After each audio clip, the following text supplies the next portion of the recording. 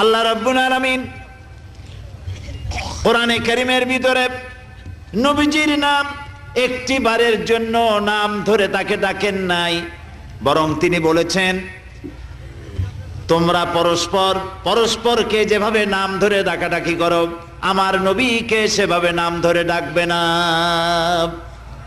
আল্লাহ নিষেধ করেছেন আমার নবীর নাম ধরে ডাকবে না। সুবহানাল্লাহি ওয়া বিহামদিহি। এই পৃথিবীতে যত নবী আসছেন সমস্ত নবীরা হলেন এলাকা ভিত্তিক নবী, অঞ্চল ভিত্তিক নবী। এক এক এলাকার, নূহ আলাইহিস সালাম এক এলাকার, মুসা আলাইহিস সালাম আলাক এলাকার, দাউদ আলাইহিস সালাম আরাক এলাকার, এরকম এলাকা ভাগ ভাগ করা।